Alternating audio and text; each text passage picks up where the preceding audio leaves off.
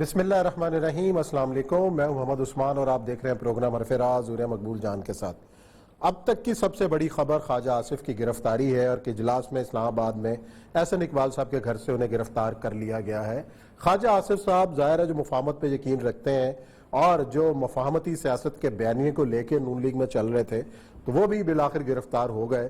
اور ایک طرف پی ڈی ایم کا آج کا اجلاس جس کے اندر استعفوں اور لانگ مارچ کے حوالے سے متضاد اور اختلاف سامنے آ رہا ہے، اور پیپلز پارٹی ایسا محسوس ہو رہا ہے کہ لانگ مارچ اور سینٹ کے انتخابات میں جانا چاہتی ہے۔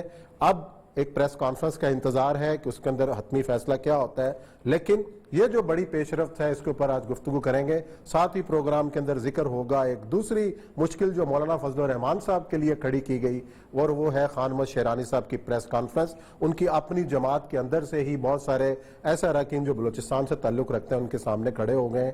یہ کیا رخ اختیار کرے گا، اس پہ کریں گے بات، اور ساتھ ہی ذکر کریں گے بھارت کا جہاں کسانوں کا احتجاج جو ہے وہ آج بھی جاری ہے اور مودی حکومت کے لیے مشکل ہے، اور ساتھ ہی ڈوزیئر کا بھی ذکر ہوگا جو پاکستان نے مودی کے خلاف پوری دنیا میں بھیج رکھا ہے، اس پر کیا پیش رفت ہے۔ بڑھتے ہیں اپنے پہلے موضوع کی جانب۔ اور یہ صاحب پہلے تو خواجہ آصف صاحب کی گرفتاری تازہ ہوئی ہے اور مریم اورنگزیب صاحبہ نے جو ہے وہ جوائن کیا ہے، ان سے پوچھتے ہیں۔ السلام علیکم مریم صاحبہ۔ ہیلو مریم صاحبہ، یہ گرفتاری جو ہوئی ہے خواجہ آصف صاحب کی، کیا دیکھ رہی ہیں؟ ایک طرف تو آپ جو ہیں وہ احتجاجی سیاست کی طرف معاملات بڑھ رہے تھے، 31 دسمبر کی ڈیڈ لائن حکومت کے لیے تھی، لیکن لگتا ہے کہ حکومت نے شکنجہ کس دیا ہے۔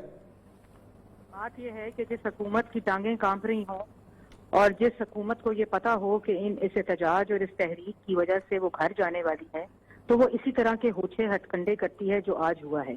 آج اجلاس ہو رہا تھا، ہماری پارٹی کی مشاورت چل رہی تھی لانگ مارچ کے اوپر، استعفوں کے اوپر، اور جو ہماری پروٹیسٹ کی ریلیز ہیں ان کے اوپر چل رہی تھی۔ یہیں خواجہ آصف صاحب موجود تھے احسن اقبال صاحب کے گھر، اور وہاں جب وہ نکلے ہیں تو عمران صاحب کے حکم کے اوپر، کیونکہ جو شخص خوف میں مبتلا ہو، جس شخص کو اپنا خاتمہ نظر آ رہا ہو، اپنی مسلط کی ہوئی حکومت کا خاتمہ نظر آ رہا ہو، وہ اسی قسم کے ہتھ کنڈے کرتے ہیں۔ اور وہ کیوں؟ وہ اس لیے کیونکہ ان کی چوری بے نقاب ہو رہی ہے، ان کا ڈاکہ بے نقاب ہو رہا ہے، اور پہلے اپوزیشن لیڈر شہباز شریف کو اندر کیا، پارلیمان کو تالا لگایا، اس کے بعد آج پارلیمانی لیڈر کو اندر کر لیا ہے۔ پہلے دونوں ہاتھوں سے لوٹ رہے تھے، اب ان کو پتا ہے کہ 10-15 دن کی بات رہ گئی ہے ان کے گھر جانے کی، اور یہ ڈاکہ مزید تیز کرنے کے لیے انہوں نے آج پارلیمانی لیڈر خواجہ، لیکن کیسے رہ گئی مریم صاحبہ 10-15 دن؟ آج کراچی میں جو اجلاس ہوا ہے وہ تو کہانی کچھ اور بیان ہو رہی ہے، وہ تو سینٹ کے انتخابات میں بھی جانا چاہ رہے ہیں، وہ ضمنی انتخاب بھی لڑنا چاہ رہے ہیں۔ بات سنیں، یہ پرانی باتیں ہیں، پرانی گفتگو ہے۔ پی ڈی ایم جو ہے وہ پولیٹیکل جماعتوں کے اوپر مشتمل ایک اتحاد ہے، اور ان کی اندر کی ڈسکشن ذرائع سے جب ٹی وی پہ چلتی ہیں، یہ وہ لوگ چلاتے ہیں، یہ کھیل پرانا ہے، یہ کھیل ہم سب دیکھتے آئے ہیں، اور یہ وہ لوگ چلاتے ہیں جن کو اس میٹنگ، آج حکومت کو اور حکومتی ترجمانوں کو، عمران صاحب کو یہ ڈر، یہ خوف نہیں ہے کہ آج بھی بجلی مہنگی ہوئی ہے، مہینے کے بعد 3 روپے اور مہنگی ہوگی، آٹا مہنگا، چینی مہنگی، دوائی مہنگی۔ وہ صرف ان میٹنگوں کے اوپر نظر لگا کے رکھتے ہیں کیونکہ ان کو اس میٹنگوں کا خوف طاری ہوتا ہے، اور ذرائع سے خبریں نکالتے ہیں۔ یہ انشاءاللہ ان کی امیدیں اسی طرح ختم ہوں گی جس طرح آج انہوں نے اس بزدلی کا مظاہرہ کیا اور خواجہ آصف صاحب کو اریسٹ کیا۔ اور ابھی کچھ دیر میں ہماری قیادت جو ہے وہ ایک کمپلیٹ پریس کانفرنس دے گی اور اپنا موقف دے گی۔ تو کیا کرنے جا رہے ہیں اس کے حوالے سے؟ کوئی نئی تحریک؟ 10 منٹ تک پتہ چلے گا۔ چلے، بہت شکریہ جی مریم صاحبہ، آپ نے اپڈیٹ کیا اور اس پہ ریاکشن دیا۔ تو ہمارے ساتھ علی شیر صاحب اسلام آباد میں ڈپٹی بیورو چیف ہیں۔ آج خان محمد شیرانی صاحب نے بڑی امپورٹنٹ پریس کانفرنس کی 12 کو اسلام آباد میں، اور سابق سینیٹرز بھی اس میں شریک ہوئے۔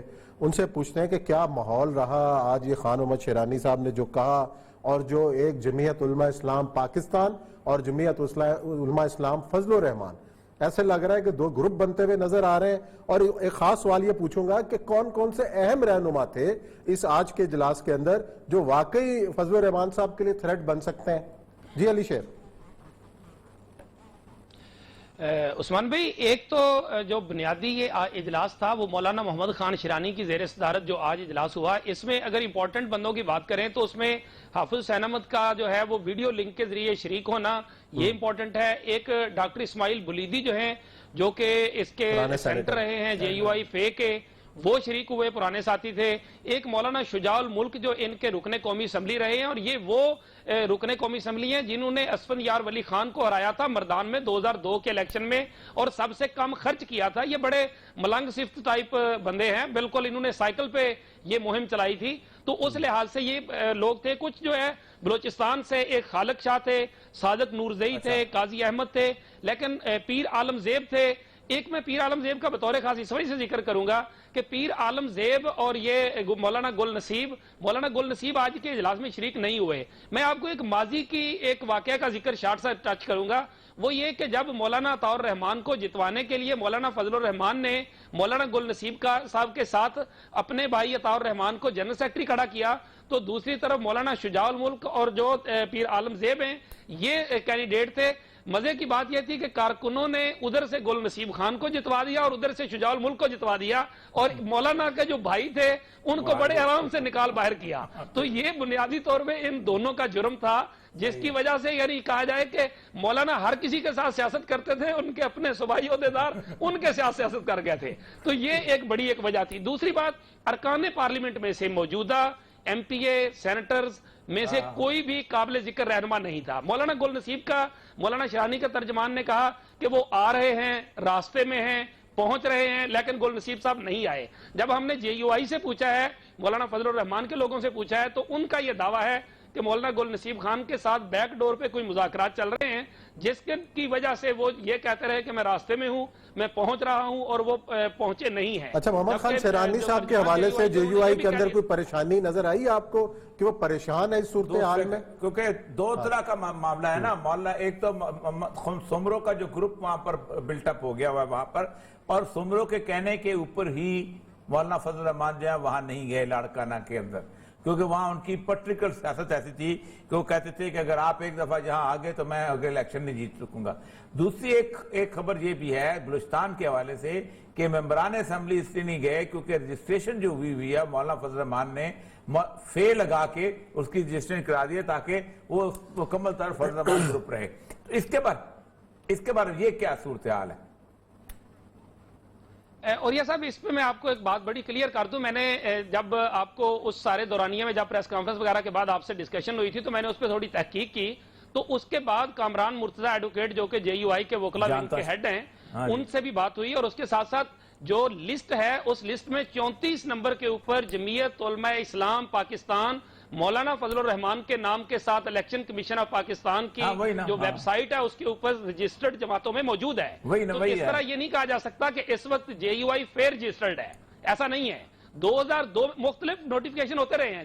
2002 کا نوٹیفیکیشن خود مولانا شرانی نے مجھے دکھایا کہ جس میں جے یو آئی فے ہی تھی، اس کے بعد بھی جے یو آئی فے رہی، لیکن اب وہ پاکستان بن چکی ہے. اچھا اور یہ تو ان کے ترجمان کی طرف سے پچھلے دنوں آیا کہ ہمیں جمعیت علماء اسلام پاکستان لکھا جائے، فضل الرحمان نہ لکھا جائے. یہ ان کا ٹھیک بہت اچھا. دوسرا یہ اوریہ صاحب نے سوال اٹھایا تھا خالد سومرو والا جو ایک پورا گروپ ہے کہ مولانا فضل الرحمان کا گڑی خدا بخش نہ جانا، اس حوالے سے جے یو آئی کیا کہہ رہی ہے؟ خود جے یو آئی والے لوگ تو آج کل میرا خیال مولانا فضل الرحمان صاحب نے انہیں منع کیا ہوا ہے کہ آپ اس سیاست میں نہ پڑھیں اور ٹی ویز پہ نہ آئیں. مفتی کفایت اللہ والا معاملہ آپ کے سامنے ہی ہے. تو یہ ایک لاڑکانہ نہ جانا جو ہے، اس حوالے سے کیا موقف ہے جے یو آئی کا؟ جے یو آئی کا جو موقف ہے وہ اس بات پہ یہی ہے جو یعنی آمدی ریکارڈ تو وہ نہیں کہتے، لیکن وہ یہ کہتے ہیں جی کہ ہمارے پاس کوئی راستہ نہیں تھا کہ راشد محمود سومرو نے ہمیں منع کیا تھا، کیونکہ یہ ایک حقیقت ہے کہ چاہے شہید محترمہ بینظیر بھٹو کا یہ الیکشن کیوں نہ ہو، اگر وہاں ان کو کوئی ٹف ٹائم دیتا رہا ہے تو وہ ان کے والد ڈاکٹر خالد سومرو دیتے رہے ہیں یا اب راشد سومرو دیتے ہیں. وہاں تو پیپلز پارٹی کو کوئی اپوننٹ ہے ہی نہیں جے یو آئی کے سوا، تو وہ کیسے مولانا کو وہاں جانے کی اجازت دے سکتے تھے؟ اور یہ بات درست ہے. رہی بات یہ کہ مولانا کیوں نہ گئے، ایک بڑی وجہ یہ تو پارٹی کی بات ہے، لیکن سچی بات یہ بھی ہے کہ مولانا کو آصف علی زرداری نے بارہا کوشش کی کہ وہ وہاں چلے جائیں، لیکن وہ دو فائدے اٹھانا چاہتے تھے. ایک مقامی سطح پہ جو سومرو صاحب کو پیغام دینا تنظیم کو، اور دوسرا جو ہے وہ وہاں پہ جا کے ان سے وہ اعلانات کروانا کہ وہ سب کچھ ایک طرح سے پولیٹیکلی آگے بڑھ رہے ہیں. تو وہ ایک طرح سے نقصان تھا، اور مولانا ابھی بھی ایگری نہیں ہے زرداری کی رائے سے. بلکہ سندھ سے ایک بندہ بھی نہیں گیا، انہوں نے بلوچستان سے وفد امپورٹ کیا. یعنی راشد سمرو پورے کراچی سے بھی کسی بندے کو نہیں وہاں بھیجا. تھینک یو ویری مچ جی, بہت بہت شکریہ جی. اچھا ایک تو یہ خیر ابھی حافظ حسین احمد صاحب اگلے اس میں ہوں گے تو گفتگو کریں گے. مسئلہ سارا یہ ہے کہ اس وقت اب دیکھنا صرف یہ ہے کہ خواجہ آصف کی گرفتاری کے اوپر نون لیگ پریس کانفرنس کرتی ہے, پی ڈی ایم بذات خود کرتی ہے. میرا خیال ہے بلاول بھٹو صاحب کی پریس کانفرنس بھی آنے والی ہے, مذمت تو اس کی ضرور کریں, لیکن جو وہ مریم اورنگزیب صاحبہ کہہ رہی تھیں کہ ذرائع کے والے سے آپ خبر چلا رہے ہیں, ظاہر جو تجاویز ہیں اجلاس کے اندر سے چار دفعہ کانفرنس لیٹ ہو چکی ہے. نہیں پریس کانفرنس کیوں نہیں ہوئی, اس کا مطلب کہیں گڑبڑ ہے, کہیں پہ معاملہ پھنسا ہوا ہے. اور معاملہ تو 6 بجے کا ٹائم تھا کہ بلاول بھٹو. اور ایک بات پہلے سے بھی طے ہے, آپ کسی پیپل پارٹی کے غمزہ زبان قائرہ کو بلا کے دیکھ لیں, آپ کسی اور کو بلا کے دیکھ لیں, ہمیشہ گفتگو وہ یہی کرے گا کہ ایسی کوئی مسئلہ نہیں. اور سعید غنی صاحب نے تردید کی ہے, مریم اورنگزیب نے بھی تردید کر دی ہے, لیکن بات تو وہی سامنے آئے گی کہ بلاول بھٹو کیا اعلان کریں گے, اور یہ نون لیگ کی قیادت خواجہ آصف پہ کیا اعلان کرے گی اور کیا کرنے والی ہے. رہنما تو پہلے بھی پکڑے جاتے رہے ہیں, مستقل پکڑے جا رہے ہیں. چلیں جی, یہ بریک لیتے ہیں, بریک کے بعد آئیں گے اور ہمارے ساتھ بلوچستان سے موجود ہوں گے حافظ حسین احمد, جو جمعیت علماء اسلام کے بڑے اہم رہنما ہیں اور مولانا فضل الرحمان کے مقابلے پہ آپ آ کھڑے ہوئے ہیں.